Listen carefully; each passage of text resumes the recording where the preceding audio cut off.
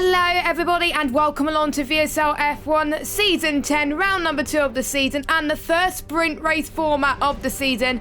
It is of course Spielberg, the Red Bull Ring for the Austrian Grand Prix. I'm joined once again by Aidan Carter. Aidan, how you doing? I'm doing very well, thank you. Yeah, sporting the bucket hat because I couldn't be bothered to do my hair before this. So yeah, I'm doing very well, yeah, thank you. It was a very interesting first round of the season at Silverstone, so looking forward to see what these drivers can do around Austria, and it being a sprint race, of course, means we've got a lot of racing ahead of us, so I think for us it's going to be a bit of a busy night, I would say. Yeah, quite a busy night like you were saying, and we've got one-shot qualifying to kick off proceedings where it decides the grid for the sprint, and then the sprint race is 8 down to 1 point, so first place to 8th place gets point, and in the normal 50% race, normal points apply as well. And you got to think about obviously the results from last week. Jinx pull off a dominant victory in Silverstone as well to take his first victory of the season. Can he carry on his form, and does the sprint suit him? We'll have to wait and see. He's had unluck with the sprint in the past, but you never know. He may have turned his tune on the sprint, but we will have to wait and see, of course. But yeah, Jinx doing very well last week. Tam doing very well on debut. Quite a lot of debutants doing well as well. It'll be interesting to see how tonight's go with the debutant for their first sprint race overall. Yeah, definitely going to be interesting to see how some of these debutants for tonight kind of fit into the field. I think it's fair to say that after Silverstone, obviously we didn't have any safety car really intervention in that race. It was a bit of a spread out field. They were kind of spread out into packs of 2 or 3 really, weren't they? And then Jinx was kind of in the lead of that race. But we said it a couple of times in the stream that Jinx was leading the way, but wasn't necessarily the fastest driver the whole way through. I think a couple of drivers, especially both of the Williams drivers, looked very, very fast in race conditions. They just didn't have the smoothest race, so they could really get the position that they wanted in the end of that one. So it's going to be interesting to see how they fit in, whether they fit into some of the front half of the field or the back half. And I think with it being a race, 2 races, of course, with the sprint and then the feature race, I think that's obviously going to play into the hands of the people that aren't as strong in qualifying, like the Williams pair that we saw last time. They struggled in qualifying but were really strong in the race. So I think we're going to see definitely some new faces at the front. Yes, and obviously, of course, the top 12 score point in this league as well. So it's a good chance for people that you don't necessarily do well to score points, and we could see a lot of people shining in those sprint races as well. I'm trying to find the full standings, but I'm just trying to see where I saved it. I might have saved it on the wrong document. Silly me. And oh no, you're not seeing it on my screen. Actually, I'll get it up on the screen early because I don't want to spoil it too much, but I was going to go through the standings, but I just saw what the weather was, and it is chucking it down right now. One-shot qualifying is going to get even tasty indeed. It's going to get very tasty, yeah, with it being one shot as well. We always think of wet condition qualifying about having getting multiple laps in to get used to it, but straight into it with one shot with what looks like full wet weather is going to be very interesting. Yes, we will go through, hopefully, a lap of Austria very, very soon as the timer resets itself again. I'm unable to see any laps at the moment. Typical. I was going to go through standings, but I won't bother at the moment. But Austria have been known for many names of circuits, like the Österreich Ring was the first one back in the 1970s. It was measuring just under 6 kilometres. Obviously shorter than it is now, longer than it was now. Then we had the A1 wing, which is the one I remember when I was born. It was between 1997 and 2003. Hosted 7 Austrian Grand Prix at the time, with Mika Häkkinen and Michael Schumacher taking the most wins there. And then we saw the Austrian Grand Prix return back in the Formula 1 calendar in 2014, where we saw the likes of Bottas, Hamilton, and Max Verstappen win a few Austrian Grand Prix races, in particular Max Verstappen, the most recent one, and having a Max Verstappen kind of grandstand in a way as well. 200,000 spectators over the course of the weekend. Of course, it goes up to even more the more fans that it attracts. Once again, obviously, the American fan base, I think, has increased quite a lot in Formula 1 now, with a lot of people watching it for Netflix as well. So Austria seems to be a lot more popular. And I'm just trying to see who else has been most successful as well. Alain Prost as well, who was quite successful in the 80s as well. McLaren, the team, has done quite well as well. And obviously Mercedes, as I was talking about a moment ago as well. And obviously won the corners, turn 1, named after the late Niki Lauda as well. The only Austrian driver to have won his home race as well. Obviously that's why it was called the Lauda curve in turn 1, which I think we will expect to see some track limit violations there, I think, tonight. A lot of people running wide.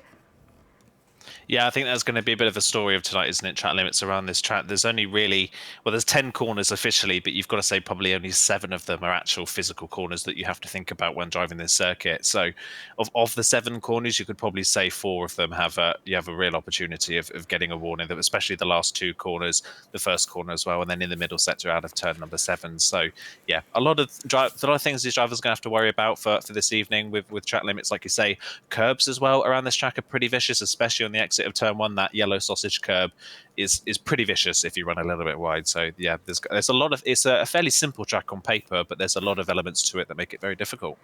Right then, are we ready to get going here in Austria? The answer to that is yes. We'll ride on board with Simon Palmer as he makes his way towards the start-finish straight into the Lauda curb as well. Obviously, it's much easier to see in the wet as well, and he's not taking the curb that much because he doesn't want to get a track limit warning so far, as he's going around about 180, 190 miles an hour as he short shifts into around about first gear in the wet, heading towards turn 3. Some people call it turn 2, but the official map is turn 3. He was a bit worse for wear on the exit there, struggling to get a bit of grip there, which is a lot harder on this game. As you head towards turn 4 now, what gear does he take through here? He takes it in second.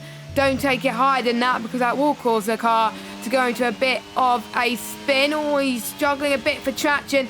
Heading through 5, heading towards turn 6 as well, where we've seen quite a few overtakes in real life and in league racing especially. Heading towards turn 7, where a lot of people can get caught up in the gravel traps, as I found out on this game as well. Heading under the bridge then and towards turn 8, and also the pit lane is very, very close, so be careful for those when we head to the 50% race later on. Final few corners, turn 9 and 10, and I don't think he's had that much problem with track limits. What does he do? A P4 for Simon Palmer, but it's Vatesy with a 1:15, I think I saw his lap time there, who takes his first pole position of the season, and a rookie taking top honours. It's great to see the rookie shining the old timers at the moment as well. But Simon Palmer, interestingly enough, you can see why he was struggling. He was on the intermediates. Yeah, and interestingly, the only one that went for intermediates, like we saw, a little bit bizarre that he was the only one that went for those, but maybe it just goes to show that it was kind of on the limit between the wets and the inters as to what was the fastest tyre there, but didn't really work out too badly in the end for him. A lot of drivers, though, that were really strong last time out in Silverstone at the back of the field, namely our race winner from last time, 12th on the grid with no lap time on the board. Yes, we've got Vatesy, Finley, Keza, Simon Palmer, Charlie Harris, Cam, Petrodats, Ewan, Casper and Yarham. Then we got Luke, Jinx, GMAT, Tam and Speed 9. And only 15 drivers today. Unfortunately, Matt can't race today. He's feeling unwell, but he is still hosting the lobby. So I really do appreciate him still taking the efforts to host the lobby today, which is great to see. But he's not going to be taking part due to him being ill, so get better soon, Matt. But luckily, you saw it briefly. It is nice and sunny at the moment in Austria. Hopefully, it stays that way. Now, Austria, one of the shortest laps on the F1 calendar as well. Only 10 corners as well. Some people may think it's easy, but it is hard in terms of track limit penalties and making sure that you get a decent lap and also getting a decent position as well. So one starting further down the grid, they're going to find it tough in the sprint race. Yeah, they definitely are. Like you say, it's there's obviously quite a few overtaking opportunities on this track, but because of the nature of the circuit, it's very easy for a field to stay close together. And of course, we see DRS trains a lot around Austria, which is a common theme really of races around here. I mean, pretty much half the circuit is a DRS zone. So it's definitely difficult to overtake. On the face of it, it looks like an easy track to overtake on, but it is actually quite difficult because of those DRS trains that form, and you have to time your overtake correctly to make sure you're not then re-overtaking in the next DRS zone. So that's going to be difficult for people a bit further back in the field as well. Track limits we've already mentioned, as well as the curbs themselves, they're going to be difficult for these drivers to manage in this. And of course the problem now is that if you do get some sort of time penalty in the sprint race, it's going to affect you again in the feature race, so with the starting of that grid. So I feel like a time penalty in a sprint race is almost even more costly than it is in a natural race, because there's less time for the field to spread out. You could knock yourself out of points completely because there are less points on offer, and you're then hampered for the future race as well. So yeah, a lot of things for these drivers to try and balance in this race, and I think we'll see from maybe some people further back in the field, they won't make too many risks in this race just so that they can have a better time of themselves in the future race. I think they'll play it a little bit safe in this one. We saw it in real life, didn't we, with the sprint race around Austria, that there weren't many overtakes in the sprint, but once it got to the feature race, many more overtakes were taking place. But then we saw in Brazil, there was a lot of overtakes due to the short lap, but probably because it's a lot easier to overtake and more people like it, potentially as well. But obviously in league racing it's a lot different. That's probably why they have chosen Austria to be one of the sprint races this season.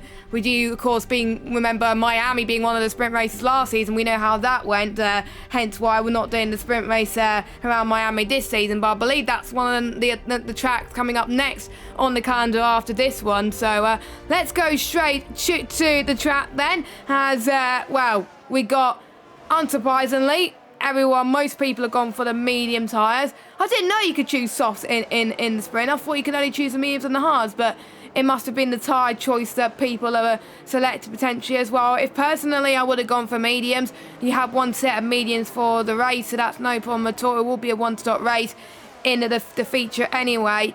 For the hards, you only get one for the whole weekend, so I don't understand why you've gone for the hards. I'm not sure if you get an extra set, I don't know, but I can understand why the mediums and the softs were run, but the hards is a little bit of a risky strategy. But you know, we will see what Casper can do on the hard compounded tyres and Ewan on the softs. Softs don't tend to last long around here, so again, he's a bit risky with the strategy as well. But yeah, everyone has gone for a strategy that I was expecting. Our championship leader, though, Aiden, disqualified for the formation lap already.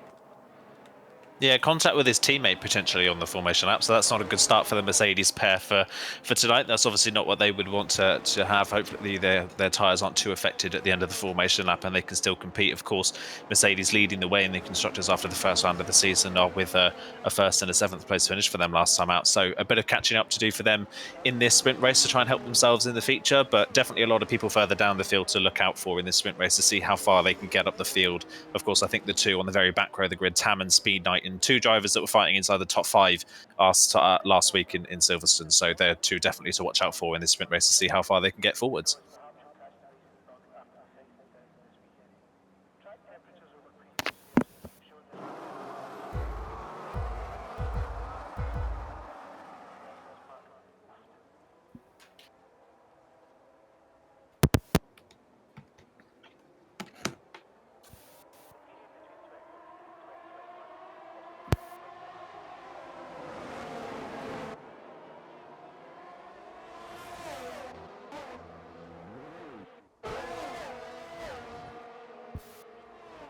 The line correctly as I muted my mic there. I do apologise that we didn't catch the start properly because I muted my mic. I'm an absolute idiot. But anyway, we had a good start from Racey, a good start from Finley as they make past there into turn 1. But we saw Ewan that got caught up in the background into P15. His hard tyres weren't the best of situations, not gonna lie. We got Petrodax up into 8th place. We've got the Ferrari going side by side with the Haas car as well, but he was able to stay where he is. Unfortunately, Tam not getting up to a good start as well, but most drivers keeping it clean. Eventually Ewan got off the line, but it took a lot longer than expected to do so, unfortunately. But there we go. So Racey up to a great start as always, sets up things nice for him in the feature race so far. We've got both the Williams going side by side into turn 9 and 10 as Tam keeps the position from his teammate. We've got Yarham in there as well, 3 of the blue cars trying to go for moves. We've got 2 of the Red Bulls, I think, in front of them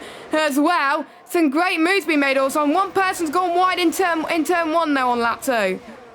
Yeah, quite a few people running wide on the opening lap as well into that first corner. A bit of a messy start all the way around. You've got to say it was a bit of a crazy start to that race, but Cam now going for the move now on Keza, trying to get up into 4th position in that. Williams trying to see if he can work his way past the Red Bull just in front of him. Waitsy and Finley, by the way, are disappearing at the front of the field after that carnage on the first lap. They are gone up the road. They are miles ahead of the 2 Red Bulls. Cam's still down the inside at turn 4. Keza's holding it on around the outside. It looks like Keza might just be able to hold on to this one into turn number 6. He should have the inside line. Cam's still going to try and hold it around the outside. Does he get the better run into turn 7? He's got the outside line. Keza's forced on the curb and Cam gets it done. That's a lovely move. And Tam's going to follow through as well. The 2 Williams working well together as a pair. And by the way, can I just note that Tam started this race on the back row of the grid, and already by the end of lap 2 he's into the top 5. What a sprint race Tam is already having here. It's been a crazy start for the Williams driver, but after the end of the second lap, top 2 3 seconds now ahead of Simon Palmer. They have got such a lead on the field.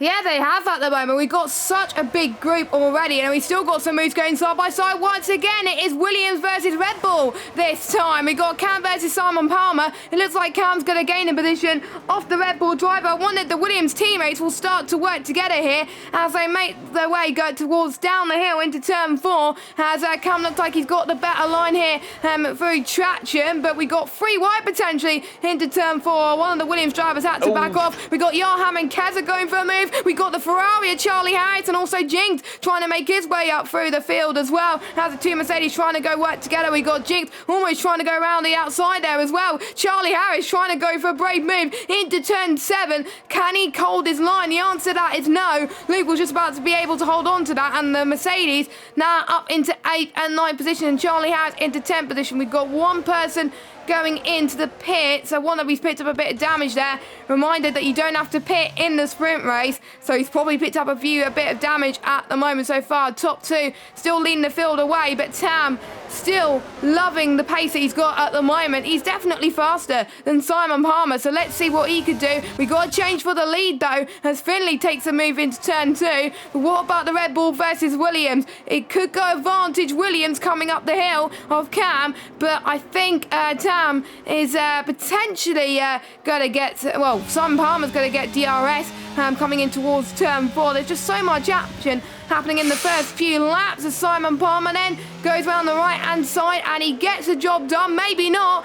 Tam then goes for a different line heading towards turn 6 as well. It is so hard to control with the speed and making sure that you keep the traction, keep the smoothness on the wheel, but still going side by side to turn 7 and 8. How these guys are keeping it on the road, I don't know. This is great racing. Yellow flag. That is Uranus gone off once again, but Simon Palmer just about holding on to P4. Incredible racing.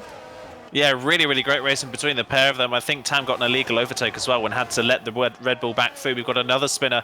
That's Yarum that spun in the Alpine down at the end of the lap at the final corner. Tam has got the move done on Simon Palmer into turn 1, but Simon Palmer could get the run back here. In fact, Simon Palmer, though, doesn't have DRS, which is going to leave him vulnerable to Keza, his teammate, who's having a look down the inside on Simon Palmer for a spot in the top 5. The Red Bulls do nearly come together. They're side by side through the hairpin. Is Jinx going to have anything to say about that? Yes, he's going to put it 3 wide with the 2 Red Bulls. Can Jinx get past the pair of them?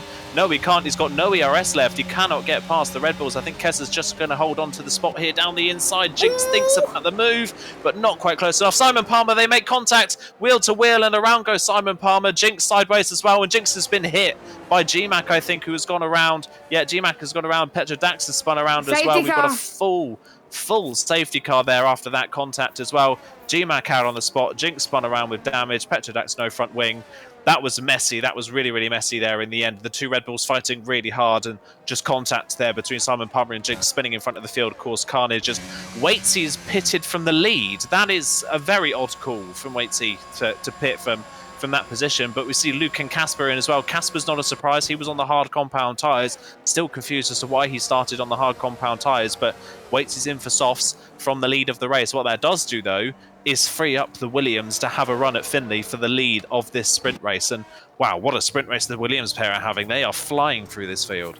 Yeah, exactly. And it's really great to see the Williams drivers pretty much scoring points for the Constructors' Championship. And I was looking at the Constructors' Championship going into this one as well. Obviously, Tam and Cam well, Tam scoring the most points in the first race in Silverstone, scoring well on debut. Cam spun quite a few times, but he recovered to get 2 points last week in Silverstone, but it could have been a lot higher as well. So this could have been an opportunity for him to potentially get an advantage going into the feature race, because when he gets pole, usually he does well in the race and mostly wins that race as well. So we'll look at the tyres, and obviously GMAT, one of our reserve drivers filling in for Hayden this week, is now out of it, but we got Ratey, our race leader, was our race leaders on soft, same with Luke Casper, Charlie Harris and Petra Dax as well. They want to probably save a bit of their means for the 50% race later on potentially as well. But we've seen with Ewan how the softs don't last very long at all, so I don't get why some people go for the soft compounder tyres, but I'm guessing they want to be fast towards the end. But we've seen how Ewan has spun quite a bit as well, but it took a long time for his tyre to get up to temperature potentially, where they have more time this time due to the fact that they're under safety car. So who knows? Obviously we'll have to wait and see. The top 8 score points, and there's going to be, I think, a few stewards' inquiries coming in on this one as well, with a few contacts, especially with the Mercedes drivers as well. It was quiet last week with the stewards. I expect it to be very busy this week. Something about a sprint race, isn't it? And something about Austria brings out the craziness in league racing, you've got to say. It's definitely very interesting. I'm not surprised by the pit stop for the likes of Luke and Casper and Yaram and Charlie Harris and all that. I think that's not really a surprise, I would say. They were kind of at the back of the train anyway. The drivers that were at the very back of the train either had damage and had to pit anyway, or were too far back. So I think not a surprise for them to pit, but definitely a huge surprise for Waitsy to pit from the lead of the sprint race down into 6th on a set of soft compound tyres. He's only going to have, if we get the safety car in at the end of this lap, which we should do, he's only going to have 5 laps left to get back through this field of cars, and I don't really see it working for Waitsy. I'm not really sure as to why he's pitted for this set of soft compound tyres, but we will wait and see. Safety car is in this lap. We've got Dewan, by the way, on the grass in the background. He's trying to get out the... Yeah, he's a lap down. He's trying to get out of the way of everybody else, which is good to see. The only problem is that some people may be getting illegal overtaking penalties on him, but he is off the track, so that shouldn't be too much of a worry. But we're about to get going with 5 laps left of the sprint race, and we'll see what these drivers can do. But definitely watch out for that Williams pair. They look strong. Yeah, we'll have to wait and see which of the Williams pair will be strong after the end of this sprint race as well. Will there be team orders, or will they be allowed to race? I'm almost certain the pit crew in the Williams camp in Grove will be allowing them to race. Finley must be under a lot of pressure. 5-second penalty for Jinx. Severe collision with Simon Palmer. Now, there must have been a trouble going on in the background as well. So I think he's going to be starting in the back of the feature race. Not good for our championship leader. He's not got off to a great start at all, but Finley is pulling away already from Cam. Those medium tyres are warmed up perfectly for that Alpine driver then as well. Tam then, there's so many names rhyming, is ridiculous, but anyway, Tam not being able to close up to his teammate as he would have liked, but we're seeing Jinx and Simon Palmer going up once again, pushed off the road. I think there's a lot of rivalry between the two of them at the moment, but you can see Racing and Knighton going side by side heading towards turn 4. This is where we saw Lewis Hamilton and Alex Albon made contact and have a little bit of a spin. Same with Sergio Perez and Hamilton as well. No, someone has gone off. That is Jinx, and also the McLaren of Casper. Yeah. Now, last season we saw Casper win the race in Austria. Doesn't look like he's going to win it today, but you never know, because we still got the sprint race to go. Jinx has caused a lot of incidents, it seems, already, and we're only on lap 8.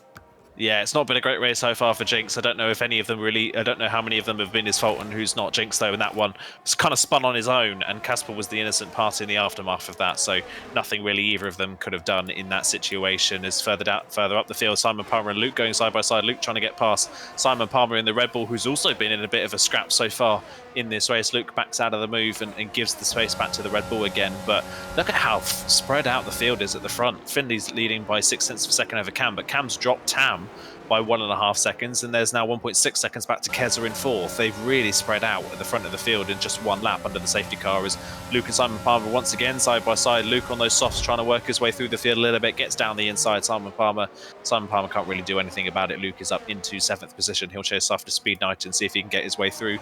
Waitsy as well on the back of Keza for P4, but immediately you can see that this strategy for Waitsy has not worked out at all, because he is already nearly 5 seconds off, well, 4 seconds off the lead already, and we've only been going for another lap. So this really hasn't worked for Waitsy, even though he does look fast at the moment.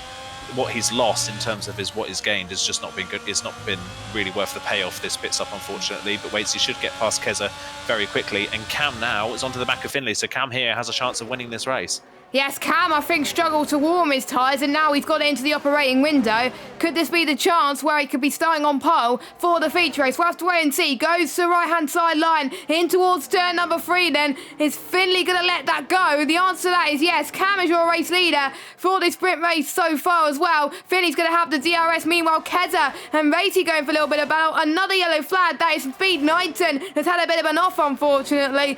But Keda still having the upper hand, and yeah, Ratey should have stayed on those mediums, and he could have had that gap that we saw Finley earlier on as well. Look at the gap that Cam was already pulling on those medium tyres, 6/10 of a second. Maybe it was a little bit of a mistake from Ratey then, but he probably didn't know how Ewan was struggling on those soft tyres earlier potentially. But we still got the feature race to go, still plenty of opportunities for him to come back in this one as well, with only a few laps to go. But yeah, his tyre is struggling to overheat, it looks like, at the moment as well. Any other drivers have had a good race so far. Charlie Harris up to 7th. I think pretty much everyone from like 8th downwards seem to be involved in quite a lot of carnage so far in this race. Some people with no fault of their own. Some people have caused the incidents, but again, it will be up to the stewards.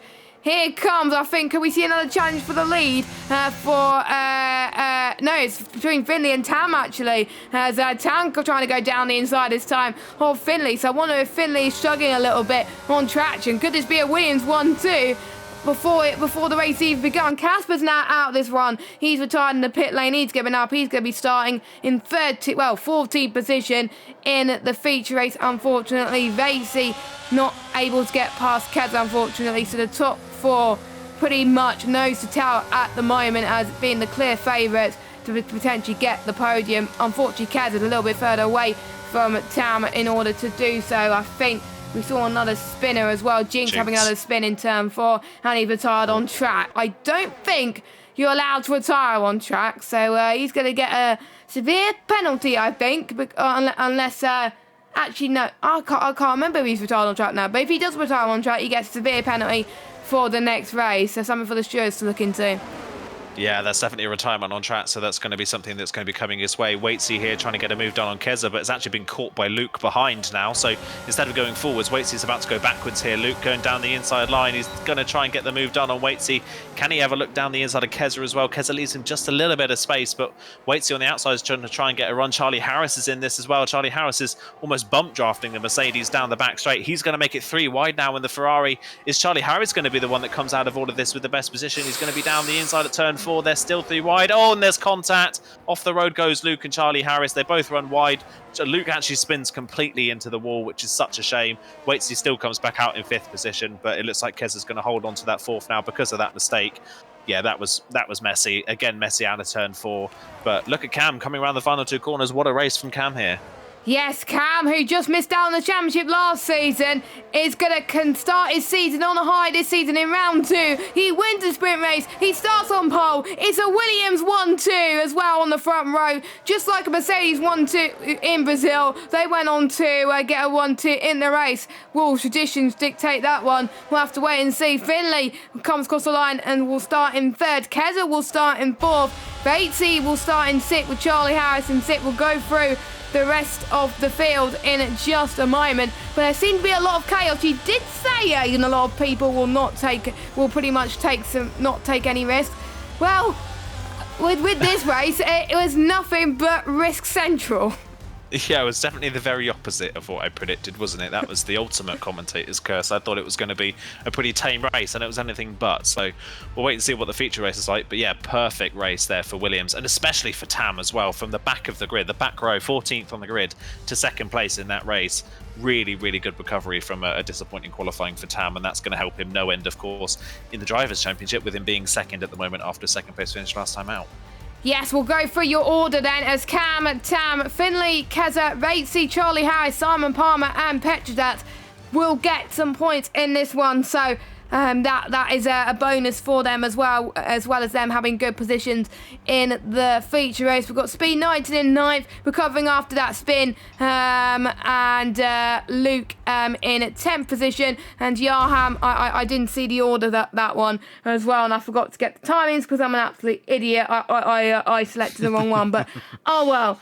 Feature race now is about to begin, and I think there's certain drivers that know that they need to keep it clean for this one, because otherwise they're going to be waiting a very long time for them to get back into this one. Luckily, we had obviously a safety card to bring people back into this one, but there's not going to be that much opportunity for them to come back in this one due to the track being so short, or in terms of penalties and stuff as well. But what is Cam going to do at this point? Is he going to play it safe? I don't think so. I think he's just going to make sure he holds on to that race victory. He can't afford to take a risk on the strategy.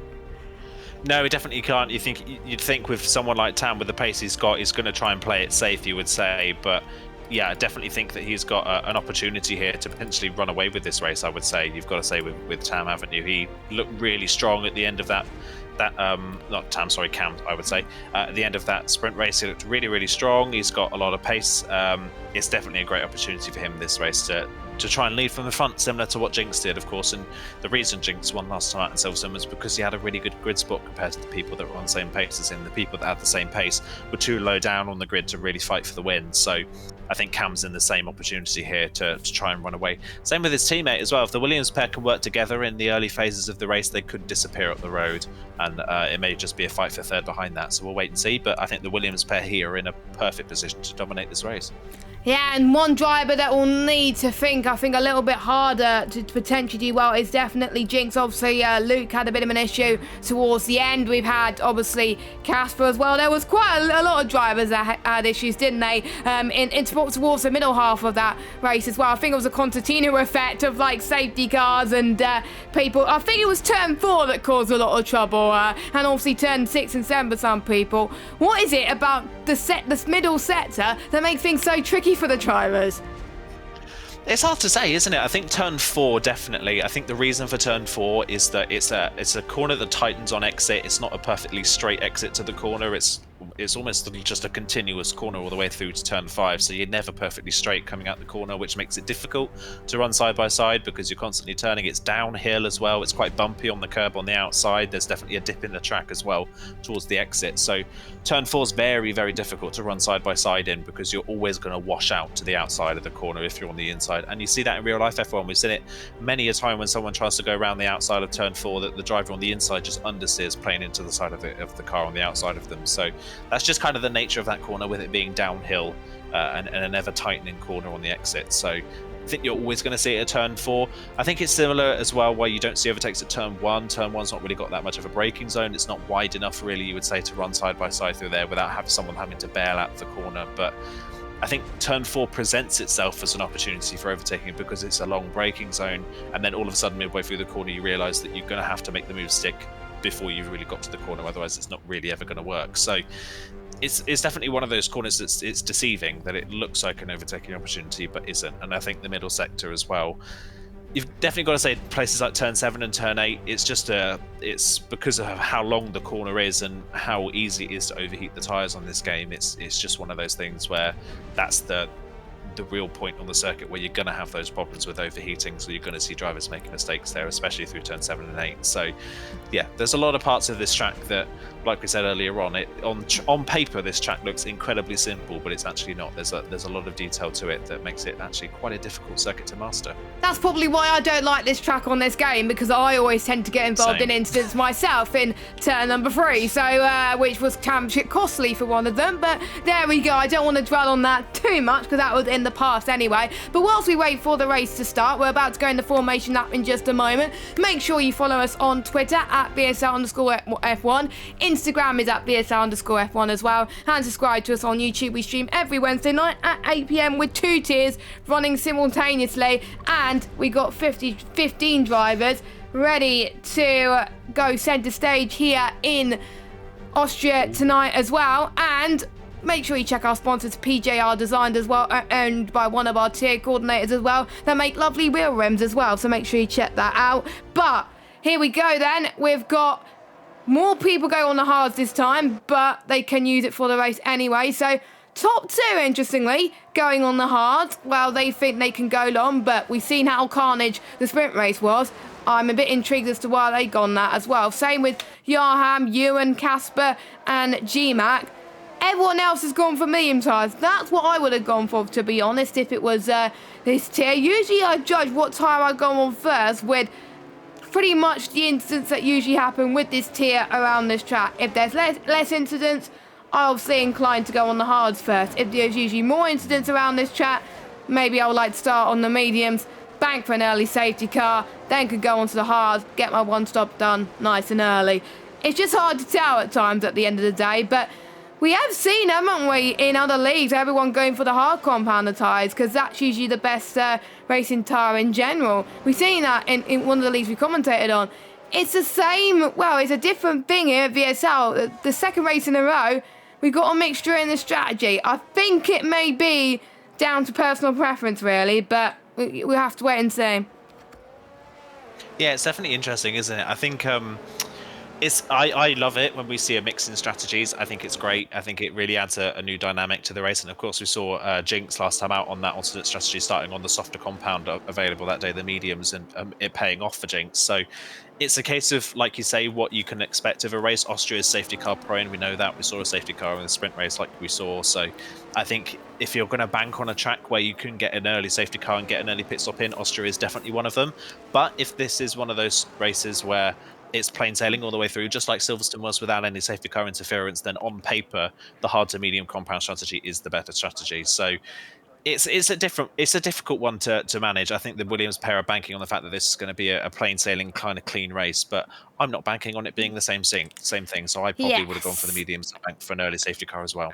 Yes, I don't understand, to be honest, but the Williams have probably got nothing to lose. Anyway, 5 red lights are on. Hopefully my mic is unmuted this time for the race start for the Austrian Grand Prix, and it's go, go, go. And we've got Philly that's had a very good start and in towards turn 1, but Tam has got a much better launch up the line. Cam's got an awful getaway. Ooh. Heading in towards turn 1. There's contact already in towards turn 1. A few people have gone off the track. It is carnage here at the Red Bull Ring in Spielberg. The hills are definitely not alive here for some of these drivers, unfortunately, as Finley trying to get the race lead away from Tam, which he does with ease. The Alpine driver who didn't win the race is leading this one at the moment. Tam in second, Cam dropped down to third. Charlie Harris has had a good start. He's up to fourth. Keza staying where he is in fifth.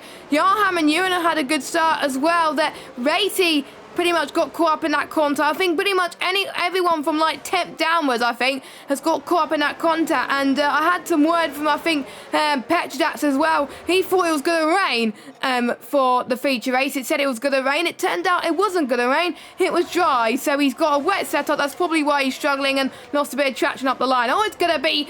Oh, luckily it wasn't free wide there, going through turn number 8 there, as one person is already going into the pits already. That's Simon Palmer, so I think he was caught up in a little bit of escapades at the moment. But yeah, Finley having the start of dreams. Cam, not so much. Yeah, not so much for Cam. Cam didn't really move off the line. He just wheel spinned and didn't go anywhere. Tam had a good start, but Finley, yeah, the better start on the mediums, as you would expect. Great start for Charlie Harris as well. Up a few places in that Ferrari. Also on the medium compound tyres, managed to skirt his way through the traffic and all the carnage on the first corner, as did Jinx as well, who has just gone off the road actually at turn 3, outbraking himself in the hairpin and has dropped down to 7. Dewan has had a good start as well. A lap down in the sprint race, is already up to 6th in this race, so a good start for him in the AlphaTauri. But actually, while the Williams have lost out to Finley at the start, this has actually been quite a good start for them because of everybody else on the medium compound tyres behind them on the road having issues on that opening lap. It's actually given them a bit of breathing space behind, which is exactly what they needed. I think they can worry about Finley later on in the race when the tyres are better in there, when they're on the better tyres at the end, if we get to this race with no safety car. So actually for Williams, this is a pretty good way for this race to go for them in the early phases. By the way, the contact at the start, that was triggered by Simon Palmer outbraking himself and running into the back of Waitsy and towards turn 1. That spun the Alfa Romeo across the track, and everybody kind of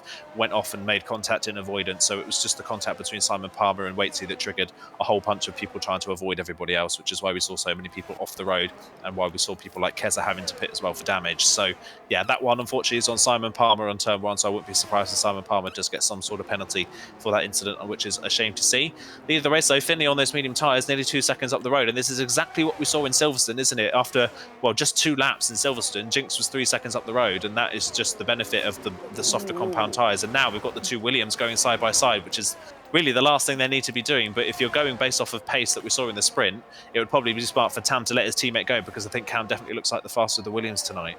Yeah, definitely. And it looks like the Williams were squabbling a little bit there at the moment, but maybe they want to have a bit of sharing is caring, potentially, of Tam trying to go and challenge near the front. But because of that squabbling, Finley was able to pull that gap, and we saw that in Silverstone when Jigs was able to pull that gap. Despite him being on the medium tyre to start with, he was on the hards until the end of the race and still managed to go with that race win. The gap, I think, was only 5 seconds to P2 in the end with the likes of Tam. I think we're going to have some similar situation here. It's kind of like a repeat effect for Tam, but different drivers. But looks like Cam is going to challenge Tam for P2 once again, which he does with ease at the moment, but Tam's going to fight back. A little bit of contact between the pair of them as well, which is not good for the Williams team. This will allow Charlie Harris some breathing space to try and go for the move as well too. And we got Johan and the other Alpine doing a solid job as well, trying to manage his hard tyres, but he's out that DRS train unfortunately as well. We got Luke, who's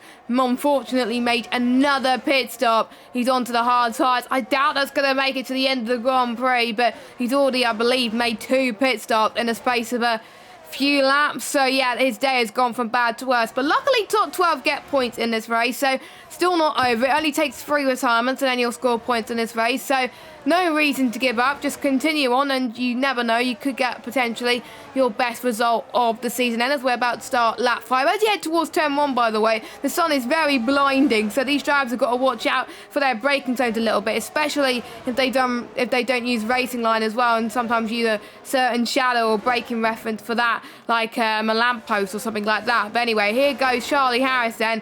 He's a little bit further back to go for the move as of, yeah, he was almost going to do a send on Tam there into turn number 3, but he backed off. He's going to wait for the DRS, I think, change round this corner, but Tam with a better straight line speed, I think it's definitely helping here as well, and that's what's helping him with having the extra straight line that he needs to pretty much keep P3 away from everybody else, to be honest. And due to the fact that most of the track are straight anyway, there's only less braking zones, you really need a car that's good for straight line speed as well, even though there's a few braking zones. But anyway, Charlie Harris though has got a lot of work to do, but he'll probably go for the undercut early on as well. No major problems for Jinx either. Jinx, even though despite, speaking of that, penalty. That's my first commentator's curse of the stream, so that's 1-1. We're on 1-1, yeah. Perfect timing, absolutely perfect timing. But yeah, Jinx first track limits time penalty of the race, which is a bit of a shame. But the field is really spread out after the carnage on the opening couple of laps. So actually, at the moment for Jinx, it's only going to cost him 1 place. Oh my word, Cam's all of a sudden taking the lead. Where has that come from? As Finley surely has made a mistake at turn 1, because Cam did not have DRS. So Finley's made a mistake at the first corner and has let Cam through into the lead of this race. Charlie Harris gets down the inside of Tam at the same time and is up into 3rd place in the Ferrari. So good move from Charlie up onto the podium places as it stands. So a bit of a move about at the front of the field. But yeah, Finley must have definitely made a mistake in the first corner of the lap, and that's allowed Cam into the lead on those hard compound tyres, and that puts Cam in a brilliant position in this race. If we go safety car free, if he can lead from the front on the hard compound tyres further down the field, Petrodax with that wet setup has managed to get past GMAC. It is up into P9, so he's still solidly in the points despite not being on the correct setup at the moment for the conditions. So not doing too badly in that house is Dax at the moment. But yeah, Finley we're kind of seeing the same pattern with Finley here with what happened in the sprint race to now, aren't we, on these medium compound tyres. The first 5 or so laps of a stint, he'd be very, very strong on that compound of tyres, and then he would start to struggle. So I'm thinking, like you mentioned in the sprint, I do think Finley here has maybe got the tyre pressures a bit too high as he now gets a penalty on the exit of turn 1. Maybe he's got the tyre pressures too high and he's struggling with tyre overheating the further he gets into the run. So that definitely seems to be a trend that Finley is following. As Jinx, interestingly, pits at the end of lap 6 for a set of hard compound tyres. That is... Finley made a bit of a mistake. I think he touched Cam a little bit there as well, which invited Charlie Harris once again to potentially get P2 then. So It looks like Finley's tyres, as you were saying, are definitely overheating here in Austria. So I think he's got a lot of work to do with the tyre pressures. Maybe it will help him in the races to come. Do not run your tyre pressures high, ladies and gentlemen, on this game. It does not work. It's not F1 2021 where you can run the tyre pressures all the way to the right. Run it all the way to the left in the dry, please. You can run it a little bit in the wet, obviously, but running all the way to the left in the dry, you should be absolutely fine. That's probably why Finley is struggling a little bit, potentially, as well. Jinx is on the hard compounded tyres then, so he pitted very recently as well, down to 11th position. We'll see if he can get his tyres to the end, but it's going to be harder than it looks. He's probably banking for a potential late safety car so he can go on to a set of the soft tyres, but we'll keep an eye on the front because that seems to be where the battles lie. We seem to be missing all the battles up the front then as we head towards turn 3 then, as Finley does not make a mistake heading towards turn 3 this time, but he had a bit of a tank sapper coming out of the exit though. So will this allow Charlie Harris again? Nope, it does not. Tam though, we are starting to see at this point of the race if the hard tyres are starting to catch up to the mediums, and I think Tam is closing in on Charlie Harris, so maybe the medium tyres are starting to run out a bit quicker than expected potentially. We are seeing GMAT trying to get past Petrodax as well, and he's on the hard tyres and Petrodax is on the medium tyres as well, so we've got to keep a close eye on this at the moment. We'll see the gap between Cam and Finley start to, I think, increase a little bit as soon as Finley starts to struggle on these tyres. But yeah, the gap is pretty stable at the moment, but maybe in a few laps time other people potentially could start to struggle. But we've already seen the gap start to increase from our medium runners already. The only 4 medium runners, by the way, are Finley, Charlie Harris, Petrodax and Speed 19. Pretty much 3 of them have got time, well, 2 of them have got time penalties. We got Jinx in that Mercedes, he's got a time penalty as well, unfortunately. But yeah, still a long way to go in this race, and we'll keep an eye on the pit stops to see when these guys are going to pit. It's going to be around about lap 14, 15. Maybe some people go lap 13. Yellow flag. That is Simon Palmer, I think. That's binned it. Yes, it was Simon Palmer. Yeah, Simon Palmer having to spin out of turn 7. So the corner we mentioned just before the race started is one of the hot spots really for spins and overheating tyres. So Simon Palmer's in. I wonder if he'll retire in the pits. Hopefully he doesn't. He continues on, but we'll wait and see what he decides to do. Yeah, it's definitely an interesting point of the race now. I think Finley struggled a bit for the mediums. Cam overtook, and now Finley seems to have just calmed it down a little bit. So he's pulling himself along quite nicely behind the Williams at the moment off Cam. But if the race were to go with no safety cars now, Cam is in a much better position in this race than Finley currently is right now. Tam is just about holding on at the back of this train. He's got far more ERS than the drivers in front of him. He's got about the same as Charlie Harris, but he's got well over double and well over triple what Cam has in front. So Tam is just sitting in 4th, saving his ERS. There's a little bit of a mistake over the turn 1 curb there for Cam, and Finley potentially thinking about getting closer, but Finley doesn't seem to want to use any of his ERS, so I think he's just sitting behind, saving a bit of ERS maybe for a bit later on in the race when he can use it, as Kez is the next driver to pick up a 3-second time penalty. One driver I feel a little bit sorry for at the moment is Yaram. Yaram has no ERS to his name. He's derating in a straight line.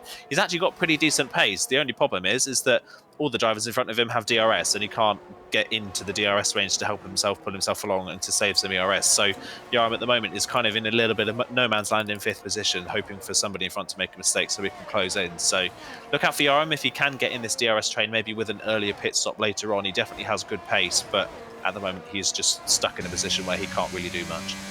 Yeah, which is a bit of a shame for Yarham, to be honest, as well. It's a track where you use too much ERS too quickly, and there is a danger that if you use it at the first few laps of the race, it's pretty much gone and it's hard to recharge. So I think Yarham is in that predicament at the moment. He can potentially save it a bit in the braking zones heading towards turn 1 and turn 3. I think that's the only places you can really save ERS, so we'll keep an eye on if he does save a bit of ERS as well. Not much change in terms of positions in terms of obviously the feature race, I think, because of how high profile the sprint race is and obviously how short it was. That's probably why a lot of people were going for moves, and obviously all of them being on the medium tyres. But we've got a mixture of strategies here. A lot of people seem to be a bit more conservative, I think, because of what happened in the sprint. They don't want to be into a war and ruin their race already. I think we have Simon Palmer, who already, I believe, is a lap down. So, yeah, that is a bit unfortunate for him, as he had a very good race last week, but this week, unfortunately, is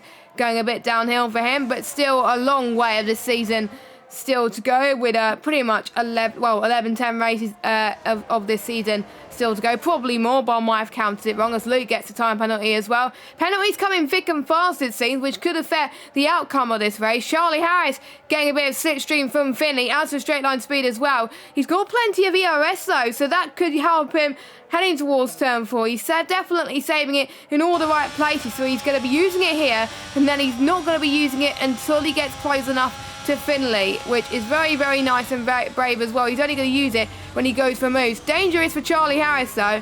Look at the red warning light. He's anticipating a safety car. If there's no safety cars, he's going to be in a bit of trouble. But we're seeing the ghost of Simon Palmer trying to get past him. That's a bit distracting for Charlie Harris, but at least Charlie Harris may have got a bit of DRS there as well. But yeah, Charlie Harris is pretty much in fuel saving mode, I think, for some parts of the race.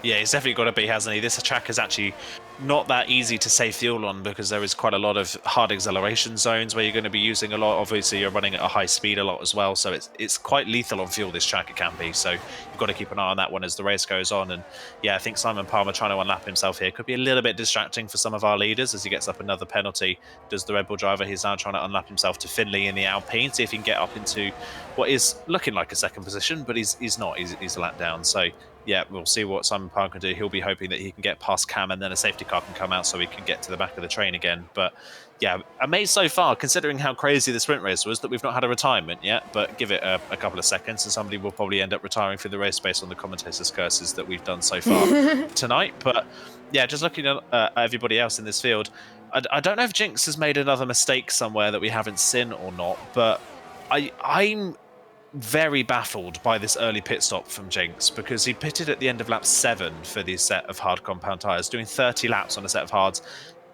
It's possible, but they're not going to be fast by the end of this race. And looking at his lap times, he's not fast enough to really challenge any of our top 5 anyway. So he's kind of thrown himself into no man's lands by making this early pit stop, and he's running actually a second off his personal best time that he was doing on the mediums earlier on. So this pit stop for Jinx is far, far, far too early for him to really benefit from it. So I don't really understand this strategy call from Jinx, but we'll wait and see if it pays off for him later on. But I could only see Jinx being a factor in this race if we get some sort of safety car later on, because if this is going to run safety car free, the pace that Jinx is going to have in comparison to the people that are going to be pitting later than him is going to be much, much slower. So got to keep an eye out for that one later on where he feeds into the pack. But Jinx is, yeah, it seems like a bit of a mistake for Jinx to make that early pit stop. It definitely seems. I'm not quite sure why he decided to go for that. Cam at the front of the field is just now driving along, saving his ERS, not using any, trying to make sure that he's got enough for later on. Tam, though, is on the back of Charlie Harris, trying to get a move down towards turn 4. He's got the outside line. Can he outbrake the Ferrari and go round the outside?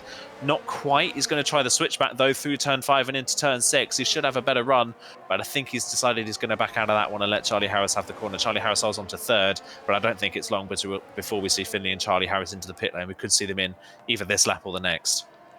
Yeah, exactly. I think there is a danger that if they pit too early, like Jinx, they're going to lose so much more time, and it does take a while for the tyres to warm up around here as well, especially with how hot the climate could be at that time, because it is the summer conditions on this game. As Finley's got a time penalty, that could be huge in terms of the outcome of this race. His penalties are up to 6 seconds, so at the moment, Cam's in your net race lead, Charlie's in P2 as well.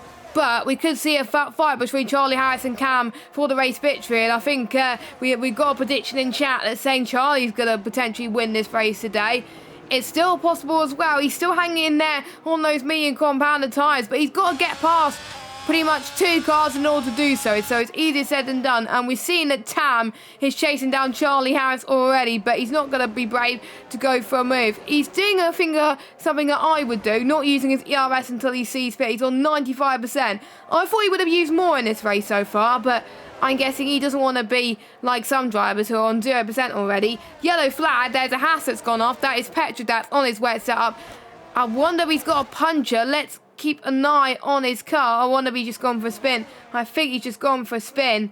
But I'm almost certain he could definitely go on a set of hard compounded tyres for that. I'm predicting pretty much Finley and Charlie to go into the pits now, but they do not. They're staying out. So my predicted pit stop strategy has probably failed for today's race. They're not coming in the times that I thought it were going to be. So I think they are expecting for the race to go longer than expected. And if we get to lap 2021, if there's a safety car that comes out, the people on the hards can go onto the medium. So maybe the risk for people going onto the hards was worth it, and that's definitely what Cam is showing. Those mediums looks like it's going off right now. Yeah, I think honestly from this point onwards, I say if a safety car comes out, those that are on the hards now and will pit for the mediums are in a better position either way. I think it's definitely looking like it's going to be one of those races that benefits the traditional faster strategy of the harder compound to the medium compound in the second half of the race. Finley and Charlie are doing a good job of maintaining good pace on their medium compound tyres. They've not fallen off really in pace in any way, and they're not burning loads of DRS to try and keep up. And as I say that, Finley has dropped it out of turn 8. He's put the car in the barrier, and that triggers the safety car. Safety car is out, and Cam has just cut across the white line entry for the pit lane. I fear that may be a penalty coming Cam's way. Charlie Harris is into the pit lane. Tam's in as well. Yarim is in as well. I think everybody will be coming in for their pit stops. Charlie Harris, though, he'll be on the hards. He'll be on a tyre disadvantage. But Cam there, that's definitely a legal pit entry, so that will be something that will be looked at by the stewards. I'm almost certain as well, and I was seeing the crash that Finley had, and it's just so easy to lose it in turn 8, unfortunately, so I wasn't able to catch Cam's pit entry. I'm not sure if they're watching out for pit entries in the steward's office tonight. I will obviously need to keep an eye out on that as well, because if they were told that they can't cut the pit entry, then they're going to be in a lot of trouble. But if there is a bit of flexibility, then Cam should be all right. But well, I did say there was going to be a safety car roughly about this point, and yeah, it's came true. So I think a lot of drama here at VSL. Safety car in the sprint, safety car in the feature race as well. The ones who started on the mediums are probably a bit dumbfounded, I think, that there wasn't a safety car at the start. But the ones on the who started on the hards, is pretty much a free pit stop for them. But is it? Because those mediums don't last very long around here either. They only last about, well, they're meant to last 20 laps, I think, according to my fact sheet. But, well, you never know how long they last here. I think realistically, optimally, it could last about 15. So we'll have to wait and see what they can do until the end of this race as well. We've got pretty much 20 laps to go of this race. So it's pretty much in the cut-off zone. If we're going on to the mediums anyway, they had no choice, to be honest, as well. Everyone's made their stops. Jinx, if I was Jinx, I would come in. And is he going to come in? Nope, he's not. There's a bit of a risk for Jinx to get to the end on those hard tyres. I don't know. And same with Luke as well.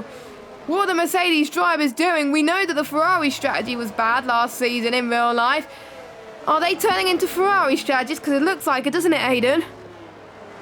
It definitely does, yeah. We've got, I think, Speed Knighton's coming into the pit lane here in the Aston Martin, so he will jump into the pit lane, and Luke does follow him in, so Luke is into the pit lane as well, so he will change tyres. But yeah, Jinx here, I'm baffled by Jinx's strategy today. This is not going to work. He's got drivers on faster tyres lined up behind him, ready to have a go when the safety car comes in. He's also got 2 penalties to his name, as Jinx as well, so yeah, he's going to have a really difficult second half to this race. As Jinx is very unlike what we saw from Jinx in Silverstone. That was just a dominant performance last time out in Silverstone. Really strong race from the Mercedes driver. This time around, it's just not clicked really in the sprint or the feature race, unfortunately, for the Mercedes driver around Austria for some reason. And yeah, I would have pitted as well. If he had another set of mediums available, I would have done that. He would have been a bit lower down in the queue. He would have been around where GMAC is, but he would have at least had a fair fight on an equal set of tyres. And we know that Jinx has solid pace anyway, so I think he's just put himself on the back foot by staying out on those hard compound tyres. And yeah, obviously one thing to note as well in that pit stop phase, Tam having to double stack with his Williams teammate has actually dropped in behind Yarim, so Yarim's now into 3rd position now. He was 5th, he's now 3rd after Finney's crash and Tam's delay in the pit lane, and Yarim, after spending the first half of that race on his own in 5th, struggling to keep up with the train, he's now got a great opportunity of potentially fighting for the win of this race. So definitely look out for Yarim in this race. He's going to be very interesting in the second half of the race, as is some people a bit further down the field, of course, who struggled earlier on in the race, had problems at the start. Waitsy, definitely one of those. He had a strong pace in the sprint. He was on for a good feature race, but unfortunately got taken out in the first corner. He's now right back into the fray of things as well, as is Luke. So definitely got to look out for those two at the back to see if they can work their way forwards in this next part of this race and see how far they can get. Yeah, indeed. Safety car will have to wait one more lap. But just like the last safety car we had in the sprint race, we got someone that's a lap down. It's not obviously Ewan. Ewan is having a much better race this time. He's probably learned from the sprint race calamities and he's up in 6th. And Simon Palmer is now a lap down, unfortunately, in 14th position. Unfortunately, he's not going to get his lap back, which is a shame as Speed Knighton comes into the pit lane on 6-lap-old hards, which is a bit unexpected. Yeah, he must have run out of tyres or something because you don't get as many hards for a weekend now. You only get one set of hards for the weekend. I'm not sure what you get if you select the harder option, but I don't think many people would go for the harder option if it comes to it. But safety car is in this lap then, so Cam will be controlling this field away from Charlie Harris, but he's got a lapped car between himself and Cam. Charlie Harris has to contend with as well, so Cam is pretty much in the best situation at the moment. Luckily, lapped cars are ghosted, but in safety cars, they are not. So hopefully, Simon Palmer has the instinct to move out the way straight away, because otherwise it's going to cause a few bits of chaos of people getting distracted, of course. People on penalties, got to be careful, because they're going to drop way down the field if things stay as they are. But, well, Cam has got to get a good getaway, because at the start, he had an awful getaway, but this time, he's had a much better getaway this time. He pretty much floored it before turn 9, and he's about 1.4 seconds clear of Charlie Harris. Is exactly what he needs so far. Yarham has had a good restart. He's on the fresher medium tyres, and his tyres are warmed up perfectly, it seemed, heading towards turn 1, and he's got plenty of battery as well. He's got to be careful not to drain it too much, because that's why we saw Yarham be on his own for most of that race. But Yarham stays behind Charlie Harris for now. No major moves at the time being, but Jinx stays ahead of, well, Ewan. Ham stays ahead of Jinx for the time being. GMAT is having a much better race so far as well, but he got caught up in that chaos early on as well. Casper having a good comeback as well, up into P7 as well. But let's watch Yarham then on the back of Charlie Harris. It looks like he's got better pace on those medium tyres. Obviously the Delro's around about 5, 6, 10 per second between each of the tyres, so it could be the difference to make or break. He's got to make the moves done at the early part of the race, because the mediums start to die towards the end of the race. Yellow flag, that is rates here. I wonder if he got pushed round or if he spun by himself in turn 6-7 area. I'm not sure, but Rates's day has gone from bad to worse. He started on pole, now he's down in P13, so yeah, not the races he would have liked to be. And I think apparently he got spun in turn 1, which caused his race to go from good to bad, but there we go. But yeah, that's unfortunate for him. But yeah, 3.1 seconds Cam is leading already. And it just shows, well, him big on the hards, he had a good pace, and we were just playing it cautious, I think, at the start. But now he's definitely pushing, letting the carnage happen behind him. Yeah, those hards on Charlie Harris's Ferrari just not coming to life, are they? They've not really got any pace at the start of this one. I mean, Charlie Harris was struggling to keep up with Simon Palmer on the same set of hard compound tyres that are a bit older when he was a lap down. Simon Palmer has now moved out the way of everybody, so he's dropped to the back of the field. But yeah, Charlie Harris on these hards, no pace at all, already 3.5 seconds behind Cam.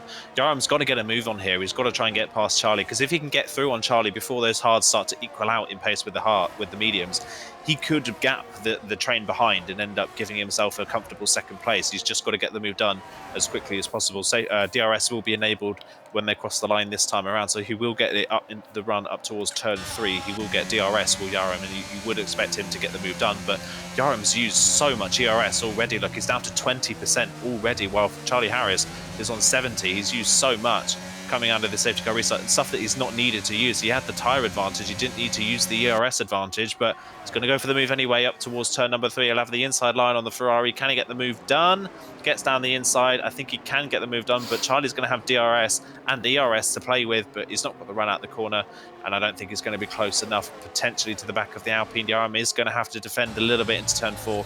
Charlie's not close enough though. Yarham is up into second place, but just like he did at the start of the race, he's burnt all of his ERS immediately, and now he's derating, and that's going to give him a massive disadvantage, and it's going to allow the likes of Charlie and Tam to keep up. As further down the field, Luke has had another spin, so Luke, another driver whose day has gone from bad to worse. Yeah, Mercedes, I think, are not having a good day, to be honest, which is a bit of a shame. And it's the day where Mercedes unveiled their new livery in real life as well. So I'm guessing both of the Mercedes drivers want their liveries to change ASAP, really, because they're not having the similar day to what we saw last week with Jinx leading everything and dominating everything. But in this part of the race where we're seeing Cam dominating, it did look like it at the start of the race, didn't it, with his bad start, but definitely he's managing his ERS to perfection, whereas Yarham is not. And I'm seeing Yarham was using it on all the straight. There's no point in using the ERS until you're close enough on Charlie Harris. Just use that tyre advantage and you should be fine. Meanwhile, Jinx getting past, well, staying ahead of Ewan for the time being. Ewan trying to get past for P5 with that tyre advantage then. I wonder if staying out has cost Jinx in any way. He goes down the left-hand side of Jinx in towards turn number 4. They've got to leave as much space as they can, as that's what's been the cause of many incidents so far in this Grand Prix, as Ewan is up to 5th place. We've got Casper on the other hand going past on the left-hand side in towards turn 7 as well. Jinx trying to use all the curb that he can to make sure he stays ahead, and that works really well. But Casper still going side by side towards turn 8 then, as they go down the hill towards turn 9 and 10, using that curb once again to good advantage. Casper has no penalties. Jinx does. Casper having a little bit of a tank slapper. That is allowing GMAC to come back fighting. And don't forget, he retired in the sprint race. He started dead last in this feature race. He's already up to 7. Casper's missed his braking point in turn 1. That's not good for Casper, but GMAC took the advantage, and to be honest, GMAC is having a very decent race. Keza, on the other hand, is also having a decent race despite that penalty. Gets past Petrodance up into 9th place. Yeah, good recovery so far from Keza. GMAC as well, like you say, yeah, having a solid race so far, keeping it clean, keeping his nose out of trouble.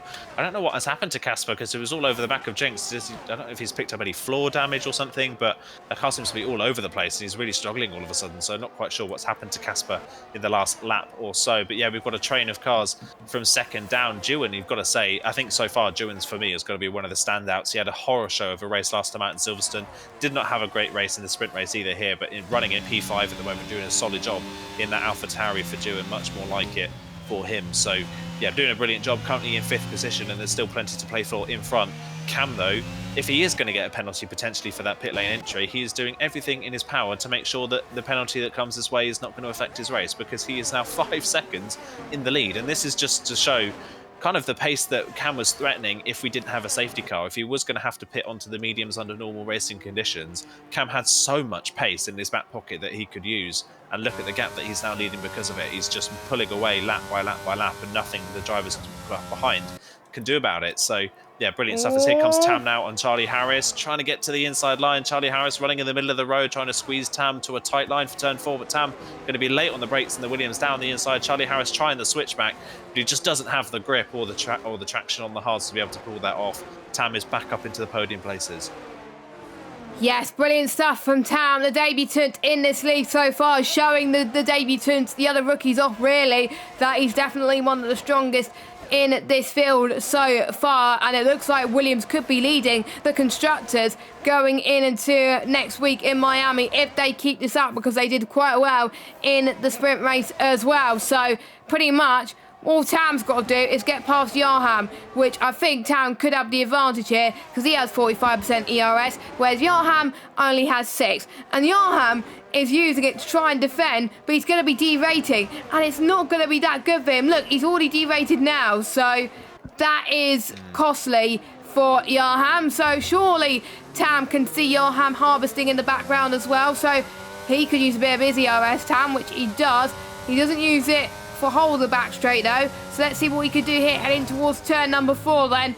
Not quite able to make the move, so I wanted the medium tyres are starting to give up the ghost a little bit early on, which is not ideal because we only have about 11 laps to go of this Austrian Grand Prix. And yes, that is a danger of obviously using your ERS too early as well, and using it just to try and stay ahead of these drivers as well. You could lose quite a few positions already. I think we've got to keep an eye on Ewan as well, who's got plenty of ERS. He could be winning this fight, but he's got to get past Charlie Harris. Speed Knighton has had a little bit of a spin just now, heading towards turn 7. He's going to be the only finisher so far that's not going to get any points. But keep going, Pete. There could be one more time, and you could get points somehow. So as long as he keeps going, that should be absolutely fine. So Tam, he's got his second chance to get past Yarham. Is this going to be the chance where it counts for him, really? He's got to do it now, but he does not. He's got the DRS. And I think you can see Johan struggling in corner entry as Speed Knighton is out of the race, and everyone who's finished this race is going to score points. Looks like Johan is not challenging Tam for the move there, and I think Johan has conceded defeat, unfortunately. Tam's up to second. It's a Williams 1-2, just like we saw in the sprint race. Yeah, just like we saw, like I say, in the sprint race, Williams 1-2. Tam has worked his way back through after being delayed in the pit stop, so brilliant recovery so far from Tam. I think Johan now just has to sit behind Tam and pull himself along and save a bit of ERS, because the fact that he has no ERS is costing him too much time, isn't it? He's just too slow in a straight line to do anything, whether that's battle anybody or pull away at the front of a train. He's just got not got the straight line speed to do anything with that lack of ERS. So if he can sit behind Tam and save some, that will help him later on in this race, of course, if there's any sort of fight with the drivers behind him. And he's trying to see if he can chop Charlie Harris, but Charlie Harris, considering he's only dropped to 4th on this set of hard compound tyres, has actually done a pretty solid job of maintaining good pace on these hards, despite them not really having any sort of delta difference in terms of wear on them. So Charlie Harris doing a good job now, and it's only going to get better for him as we get later into this race, are the hards. I think the mediums should be fine in terms of pace towards the end of this race. So Charlie, I think it's going to just have to be, he's going to have to find an opportunity to get an overtake done if it comes his way on Tam and Yarham, just on pure pace rather than tyre wear itself. But either way, P4 seems to be the worst that Charlie's going to get in this race. So he's done a pretty good job of managing the deficit in terms of tyres as the Ferrari driver, as Petrodax is the next driver to pick up a time penalty, unfortunately, down in P11, which would just keep him in P11 at the moment. Waitsy is behind him by over 3 seconds, so Waitsy is the last person to score a point at the moment. Cam, by the way, now 5.6 seconds up the road, so Cam is just driving off into the distance, much like we saw Jinx do last week. And yeah, brilliant stuff from Cam. A bit of a good recovery after what was a poor Silverstone for him. Yes, because he only finished 11th. He only scored 2 points, but he's going to score 8 points in the sprint. Looks like he could get maximum points here today, which will be absolutely amazing. I can't remember who got fastest lap in the sprint race. It is very hard to tell, as Casper has got past a few drivers, because G-Max has spun. He's been having such good race so far. Unfortunately, he's down to 11th and had a bit of a moment. Unfortunately, Luke's had a bit of a moment as well, as G-Max having a battle with Vaty in the background. Jinx is up to 5th. Ewan's up to 6th. So what's happened to Ewan? He struggled a little bit there. There's a lot of chaos, I think, in the background, it seems, for the midfield at the moment, as Yarham and Charlie Harris having a ding-dong battle so far. Charlie Harris lost P3 from Yarham, and I thought Yarham would have struggled with this lack of ERS, but I think it must be the tyre difference that Yarham is having at the moment. He is now in the top 3 of this race, which is very, very good to see. It would really help him to keep up with this fight, because if everyone else struggles, if the Williams start to squabble a little bit, Yarham could be on for this race victory. But we'll see Charlie Harris try to go for a move once again. He's got to take advantage of Yarham's mistake here, because all this is doing, Tam is now pulling away into the distance at the moment. And Charlie Harris is going for an unconventional line there, heading towards turn 3. Not much space given there, but he's got the move done anyway. It was very brave. I think if Yarham defended that, they would have crashed and gone into a wall. So Yarham did the right thing, managing to back out of this one. But is Yarham going to go for it towards turn 4? The answer to that is no. So Charlie Harris back up into podium spot. We'll keep an eye on the gap between Charlie Harris and Tam to see if Charlie Harris can sneak and catch that P2 away from them. But obviously, we'll have to wait and see. But yeah, a lot of mistakes from a lot of drivers here at the back, unfortunately. But at least G-Mac is still in this race. Yeah, at least he's still going, like you say, he's P10 now, but yeah, he's managed to not pick up any damage. He's still going in this race as well. So yeah, it's not the end of the world. He'll still get points, but not ideal, of course. He was having a solid race in P7, but that is now belonging to Casper, who's in a world of their own at the moment in P7, 3.5 seconds behind their drivers in front and 4 seconds ahead of the back behind. So Casper a bit of a lonesome race at the moment. And yeah, it'll be interesting to see what Charlie Harris can now do on these hards. Can he catch Tam and close in and try and take back that second position, or is third the best really he can do? We've got another yellow flag. That is Luke again that's had another spin. God, the Mercs really have had a horror show of a race today, haven't they? It's such a difference to what we saw in Silverstone. Jinx dominated and Luke managed to work his way through the field and have a clean race and not really open any eyes, but have a solid race and pick up some solid points. This time around, it's very much the opposite. Jinx has had really no pace in this race in comparison to what he had last week, and Luke has made so many mistakes, the most mistakes of anybody. So yeah, complete turnaround for Mercedes. It's been a real shock of a race, sadly, for them. And It's not what they need. They don't need this inconsistency throughout the whole season if they're going to want to fight against the likes of Williams for a spot at the top of this championship. And as I say that, Jinx gets another time penalty, so that's going to drop him even further down the field when this race ends. So yeah, really, really poor showing, unfortunately, today for Mercedes. And for Yarham as well, I think his undoing is definitely the fact that he just burnt all of his ERS far too quickly. That meant he was so slow in a straight line, and we've mentioned it already that pretty much half this circuit is a DRS zone, and if you've not got the ERS to use, you're just a sitting duck in a straight line, especially if you make a little bit of an error. That's exactly what Yarham did, and he just got absolutely blitzed by Charlie Harris in the straight line because he had nothing to fight with. And we said it at the start, didn't we? Yarham, he burnt out his ERS too quickly. It cost him an opportunity of closing in on the top four when he was in fifth. And the exact same thing has happened here. He burnt all of his ERS trying to get into second before the DRS was available, and now he's just falling straight back down to fourth again. Yeah, and he's G-rated just there, you see, and there's not going to be a chance for a safety car for him to save some ERS, so he's in a little bit of a state of bother. We have seen safety cars being called at this point before, but very unlikely. I'm a bit worried about Jinx, by the way. He's going to get a puncher soon if he's not careful, so if I was him, go for a set of soft. You're going to get points anyway. If you get fastest lap, you get an extra 2 points. So I think it's better than dropping way down the field and only getting potentially 1 point. So if I was Jinx, I would come in, go for a set of softs pretty much now and try and get that fastest lap. If I was Jinx's Jeff, I would definitely tell him at the moment. But yeah, he seems to be struggling on those hard tyres so much that Ewan could be catching up to him sooner or later as well. Gap now 7 seconds between Cam and Tam. 8/10 between Charlie and Tam.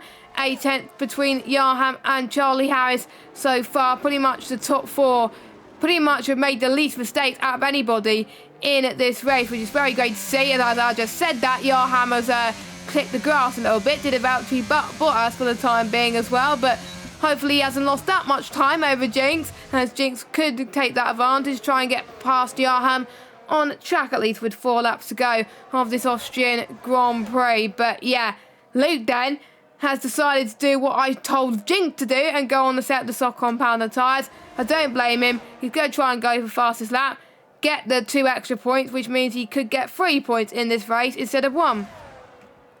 Yeah, it's definitely worth it, especially for someone at the back of the field to just pit and try for that fastest lap. Definitely worth it.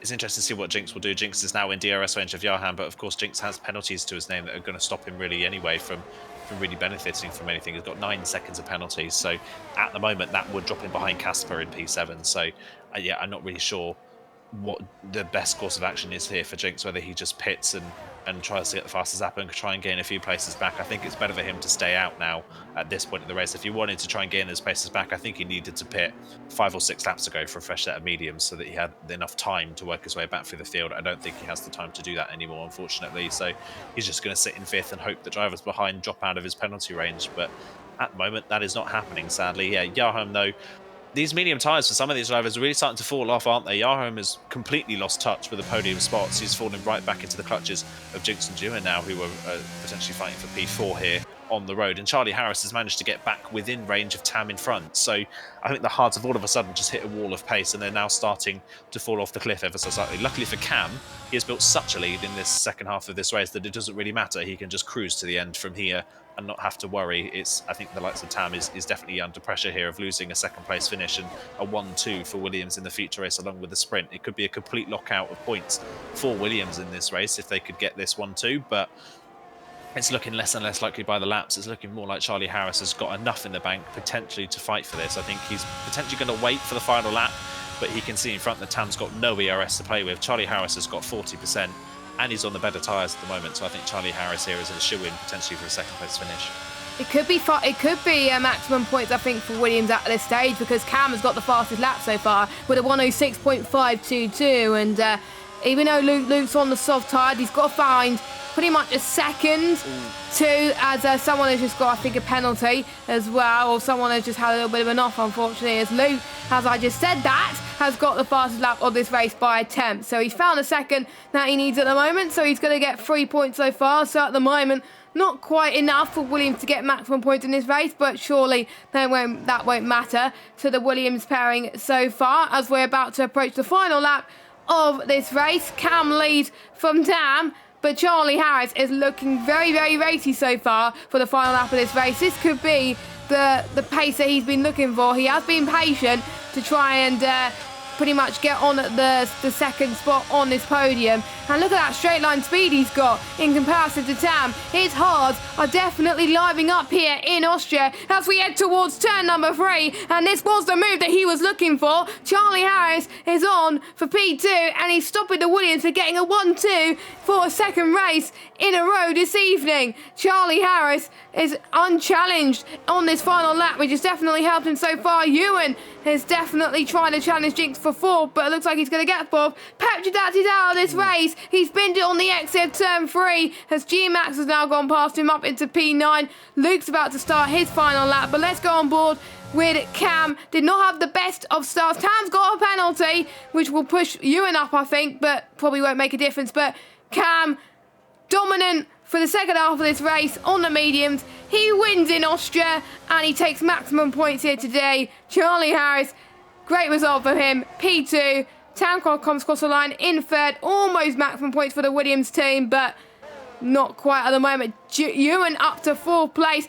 Casper in 5th place. Casper was in the middle of nowhere in this race, but he kept it clean for most of it. Let the carnage unfold and he was able to stay in 5th place. Jinx in 6th. Yarham dropped down to 7th due to those penalties.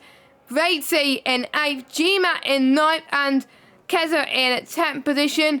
And, well, Luke does need to go for fastest lap again because at the moment it looks like he's got fastest lap still, but he may want to go for a little bit of glory points, I think. Nope, he's going to do donuts. Lovely! Don't crash on the line, please, because you don't want to retire yourself. Come on, get the car. Oh, well, he's got nothing to lose at the end of the day. I just don't want to crash into him to crash into a wall and retire from the race. Luckily, he does not do that. He finishes, he gets 3 points for Mercedes, which is better than 10th place, not gonna lie. He equals 9th place in this race, which is great. Jinx gets driver of the day, but I don't think he's going to get driver of the weekend due to his incidents today. But again, we'll have to wait and see what the stewards have to say, because it's not down to us. But excellent weekend for Williams, isn't it? An excellent weekend for Cam. I mean, you know, he scored points in every single race so far, even though he only got 2 points in Silverstone. Could this be what he needs to potentially close up to the lead of the championship? I think it definitely is, yeah. You've got to say, for the pace that Cam had, the 2 points he got in Silverstone is not a reflection of the pace that Cam had at Silverstone. He just spun when he was in the top 5, wasn't he, fighting early on, and had an early spin in Silverstone. So there was a lot more on the plate for him in Silverstone, but a great way to bounce back. A brilliant way for Cam to bounce back from a poor showing in Silverstone with a double win in the sprint and the feature here. Really, really strong showing. Strong showing as well from Tam, even if he did lose that second place. That's 3 podiums in 3 races if we include the sprint for Tam. I think he should take the championship lead after this one. I think Cam, because of the poor performance in Silverstone, will still not quite be in the championship lead, but we'll wait and see. But either way, Tam's had a great night tonight as well, and Charlie Harris Tam. as well. Yeah, Tam could be championship leader. Yeah, good race. Yeah, and Charlie Harris as well, another one. Really, really solid performance from Charlie Harris today. Wasn't on the ultimate strategy, but he made the best of the strategy he was on. Really good result, and a great result from Duran as well. Duran struggled in the opening rounds, was a lap down in the sprint, but to finish 1/10 of a second away from a podium finish. Really, really strong result from Duran today. He's definitely a driver to note. And it shows, Ewan has shown you do not give up in league racing. You would be a lap down in 15th position, and now you're in P4 in the feature. So those are your results, scrolling down to P15. We've only had 3 DNFs in this. Well, it wasn't as crazy as the sprint, luckily, but I think they've learned their lesson from the sprint, it looks like. But yeah, it was quite a good race for a lot of drivers, but certain drivers I think really needed to step it up, I think. In terms of obviously how they approached this. Obviously Charlie Harris having a good recovery at the end there as well. Simon Palmer was a lap down for most of it. Petrodax having a wet setup. Luke making the most mistakes in that race, unfortunately. Hang a better race. It's a mixture of ups and downs, I think, for a lot of the drivers. Yeah, definitely a lot of ups and downs, like you say, and a lot of fluctuation in differences between the first race and the second race in terms of pace. Like we saw, obviously, Jinx dominate the first race, didn't have the pace today really to fight even for a top 5 result realistically. We had, of course, Luke had a strong race in Silverstone, not today, really struggled today. opposite, of course, Cam struggled in Silverstone, but had a really, really good result today. So we've already seen quite a few big fluctuations between the first 2 rounds, which is definitely very interesting. So, and there's drivers today that had pace that couldn't get the result out of it. Waitsy, definitely one of those that was hindered quite heavily in that feature race and didn't get the result he potentially could have in that race. So, yeah, a lot to look forward to going forwards in the season. But I think if we're taking the first 2 rounds as they are, and as an indicator of what's to come, I think you've got to say that Cam looks like he's the one to beat. Yep, he does. He just missed out last season, and he's a man on a mission. He wants to win that title going in to pretty much the end of the season as well. He wants to have a pretty much strong start, middle, and end to the season. And I think it just goes to show that he definitely likes Austria. Not gonna lie. Next race, we go to a track that he didn't like last season, Miami. A bit of carnage. Obviously, it first opened last year in real life, of course, and obviously it's one of the 3 USA races this year on the real life calendar in 2023 as well. I think this could be, redemptive for a lot of the drivers, as they've spent a lot more time getting used to the track now. The Miami was at the beginning of the game cycle. We're now at the middle of the game cycle. Pretty much no excuses for people getting used to the track now. Most people have done at least 1 race on this game around here. Yeah, definitely no excuses. Like you say, it's very different to the first 2 rounds, of course. It's our first street race of the season. There's a lot more corners, a lot more tight and narrow sections, especially, of course, those chicanes that are not very popular in the middle part of this Miami circuit. So, yeah, it's going to be very interesting races. Miami's strategy could be different as well. It's, like you say, it's not a track that's used very often. So we're going to see definitely potentially some people come to the front of that one as well. Obviously, we do have some potential street circuit specialists in the field, so we've definitely got to look out for those next time out as well. So yeah, another track that, because it's so different to the first 2 rounds we've had, we could again see a completely different order. Yes, indeed, and hopefully we'll have more drivers racing next week as well around Miami. That could be quite interesting, and Miami does tend to throw a bit of wet weather on this game as well, so I think that could be quite a bit of chaos. Let's hope we don't have a wet qualifying like we saw in Austria, but at least we'll have short qualifying this time. So thank you very much for listening to VSL F1 here today. We hope you enjoyed it, and I'm very excited for what's to come for VSL. Make sure you like and subscribe, hit that bell if you are new. Make sure you follow us on Twitter and Instagram at VSL F1. Make sure you check out our sponsors, like I was saying, PJR Designs as well, before their real rims. They're absolutely lovely. Make sure you follow us on socials. The links to those are below. You can see our socials on the camera feed as well if you want to follow us on Twitter. Also join our Discord as well if you want to get involved in future seasons. I've been Jess Ball, Aidan Carter's been Carmentus, and we'll see you same time next week for, I'm trying to remember the Miami Grand Prix. There we go. Miami Grand Prix. Have a good evening and goodbye.